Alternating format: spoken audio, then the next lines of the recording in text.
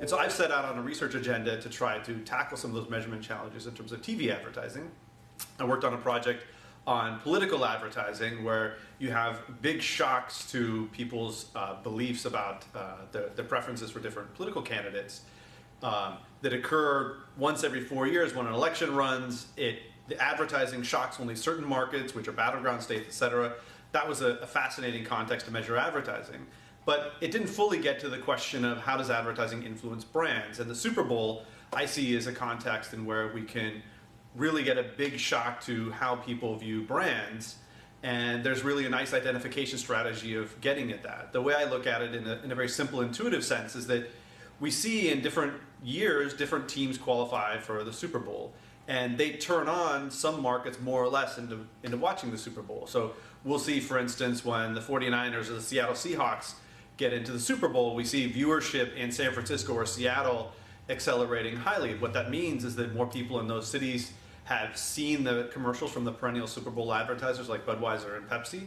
And we're just going to ask a very simple question of, do those extra exposures to Super Bowl ads, because their local team is in the game, actually lead to more sales? And we find that in fact they do. There's a pretty large effect of that. But there's a couple interesting caveats that we learned along the way. One is that when two brands concurrently advertise in the Super Bowl, that they actually wipe out the effectiveness of each other's ads. So while Coke is in there on their own or Pepsi's in there on their own, we see a large effect of Super Bowl advertising.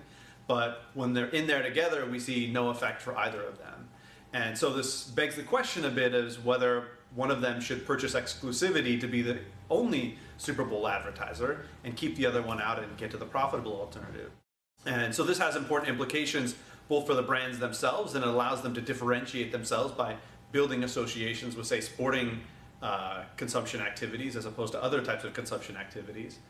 But it also shows us that the context in which somebody views an advertisement really matters. So in the case of these soda ads in the Super Bowl, very rarely do they actually mention sports or show images of sports.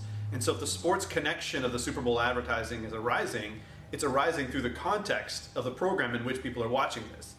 Well, that matters a lot for the advertising industry, because as we've seen the number of places where you can run ads grow tremendously over time with the new digital advertising alternatives, there's a worry that the advertising spots may become commoditized because there's too many of them.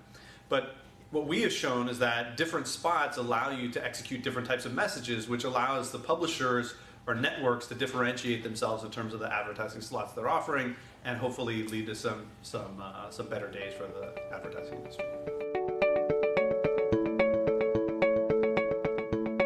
The transformation to a more digital economy affects us in two primary ways. One, from the side of advertising, it's completely transformed the advertising industry in terms of new places where you can put your ads and compete with old media such as print and television advertising. Related to that, but also kind of extending to other areas, the digital economy has made it capable for us to measure what is happening inside of companies and the effects of the decisions that they make. So in the advertising context, not only are there new opportunities to advertise, but we can actually track at a very detailed data level who is getting exposed to advertisements and whether they're actually eventually buying things. We can also, through the digital economy, better run experiments to try to see whether those exposures are actually translating into a lift in sales relative to sales which they already would have had.